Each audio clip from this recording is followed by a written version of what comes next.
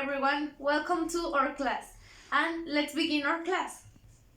What we are gonna do is divide the group in two teams, okay? Once you are in teams, you are going to make two lines in front of the board, okay? And the first person that is in front of the board, or that is in the first place of the row, is going to write a verb. For example,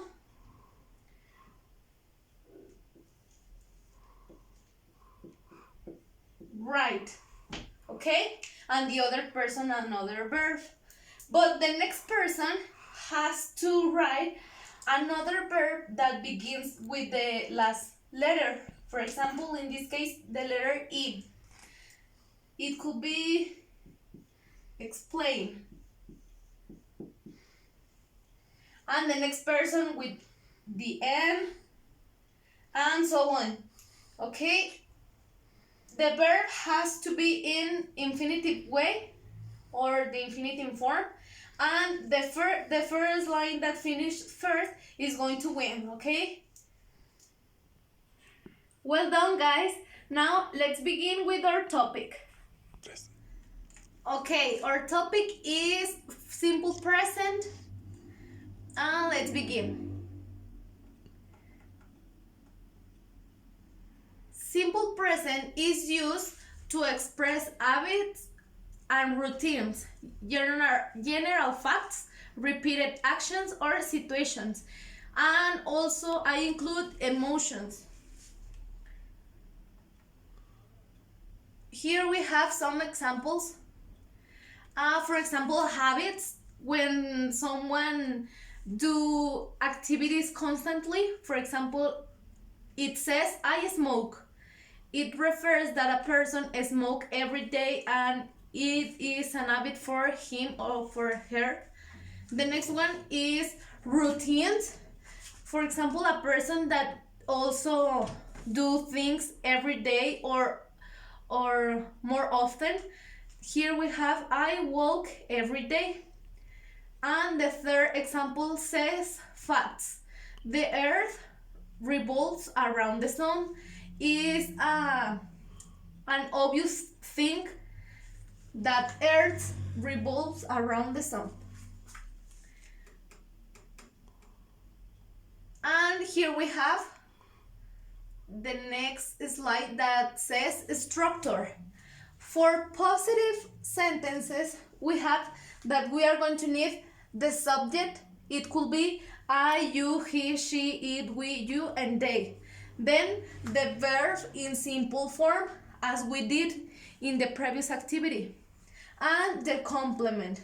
It could be every day, in the park, and so on. Then the negative form. As the positive, we need subject. Then the auxiliary in negative form, then the verb in simple form again, and the complement. And the last one is interrogative form. Here we are going to change the auxiliary at the beginning of the sentence, the auxiliary, then the subject, the verb in simple form again, the complement plus the question mark. Don't forget the question mark is very important, as the same as the point.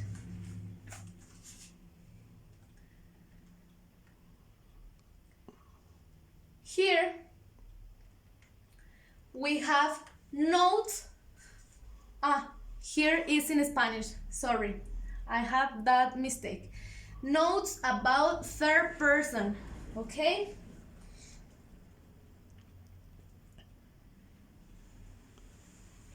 It says, grammar rules for third person just in simple present.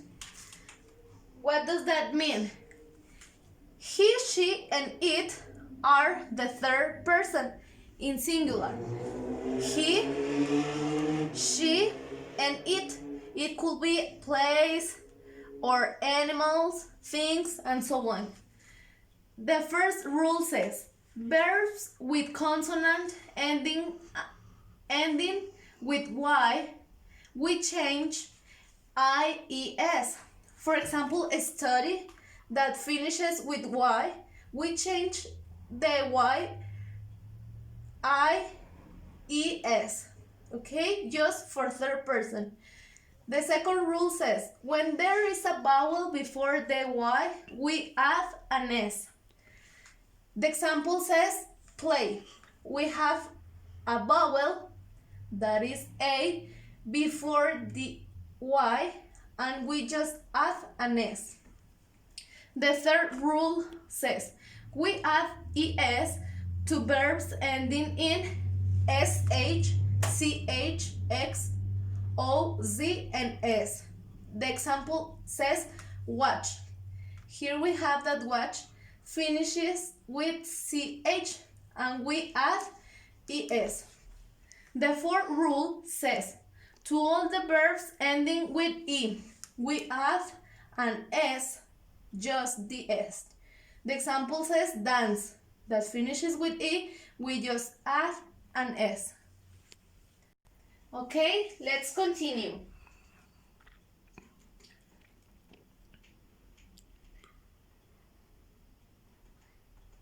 So, applying the rules that I mentioned before, the auxiliary is do and does. Why does? Because it finishes with O and we just add an E and S.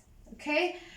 And it belongs to he, she, it, and do for I, you, we, and they. We have the negative form that it will be don't and doesn't. And I have this example for you.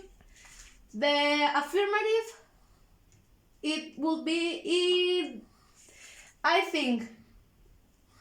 In question, we are going to have do I think, because we change the auxiliary at the beginning of the sentence.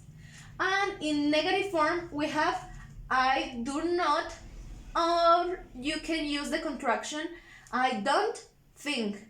Okay? And we do this with every subject. You think, do you think?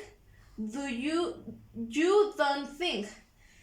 He thinks. Does he think? He does not think, and so on. Okay? Now, what you're gonna do is to answer this worksheet. In the first part, you have the verbs in simple form, and you have to add S or ES. It depends of the verb, okay? You are S or ES. The second part, you have to underline the correct option. For example, here we have Tom. Tom is a third person. For that reason, the correct option is going to be the letter B, okay?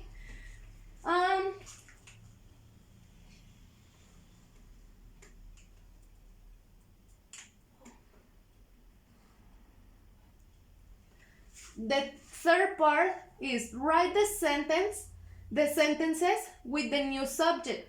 Okay, we have Katie likes to eat an ice cream. We have to write the same sentence, but in this case, it's not going to be Katie. Here we have I, and so on with each subject. The fourth is fill in don't or doesn't. It depends of the subject again. Okay. Then number 5, write do or does. In the previous part we have a negative form. Here we have in a question. Okay. Do or does, it depends of the subject. And here we have write questions to underline the word. Okay, you have the sentence, but you have to to make a question with these underlined words, okay? Okay, take your time to answer correctly the worksheet. And for me, it's all. Thank you.